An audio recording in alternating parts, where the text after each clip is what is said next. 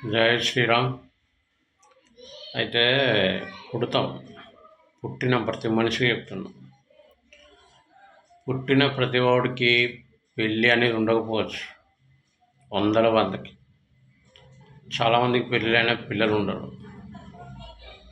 సత్యం అది. కారణం ఏదన్నా ఆడమే లోపము, మొగడు లోపము, ఏదైనా కానీ చావు తప్పదు. చావు తప్పదు. పుట్టుక సత్యం, చావు సత్యం. పెళ్ళిళ్ళు చాలా వరకు అవుతాయి, పిల్లలు చాలా అనుకుంటారు పిల్లలు, కానీ చావు సత్యం. వద్దని వస్తుంది చావు, సృష్టి అది అందరికి తెలిసిందే. కానీ చావుని ఎందుకు భయపడతారు?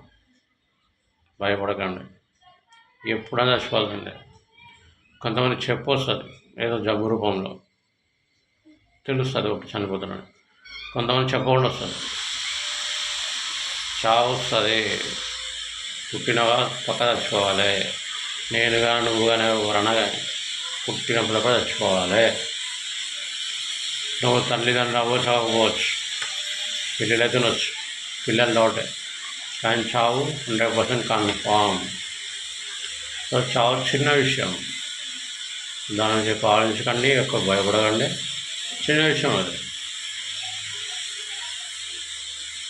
పక్కింటి చచ్చిపోతే పెద్ద బాధ ఉండదు, మనోడు చచ్చిపోతే పెద్ద బాధ ఉండదు. ఎందుకు?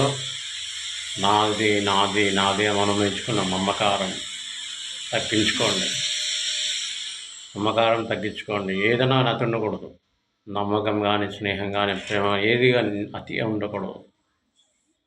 బాధ్యత, లిమిట్లు ఉండాలి. బంధాలు ఇప్పుడు బాధకు ఉండదు. చావు బాధ పెట్టదు. నువ్వు పెంచుకున్న ప్రేమలో బంధాలే నీకు బాధనిస్తాయి. పక్కింటి చావు బాధ ఇయ్య నీకు. మన అనుకున్నాడు వస్తేనే బాధ. నాది నాది తగ్గించుకోండి. ఏది నీది కాదు. వచ్చినప్పుడు సింగిల్ వచ్చినావు, పోయినప్పుడు సింగిల్ పోతావు. ఏది నీది కాదు. బతుకందరికీ బంధాలు. సో కాబట్టి తగ్గించుకోండి, ప్రేమలో బంధాలు తగ్గించుకోండి. ఎప్పుడు పోతామో తెలియదు, నేను ఎప్పుడు పోతానో తెలియదు, నా అనుకున్న వాళ్ళు ఎప్పుడు పోతారో తెలియదు, నువ్వెప్పుడు పోతావో తెలియదు, నీ వాళ్ళు ఎప్పుడు పోతారో తెలియదు. చావు సత్యం, దాని చెప్పి ఆలోచించకండి. సో బంధాలు తగ్గించుకోండి, లిమిట్ ఉండండి. బాధ్యత అంతే.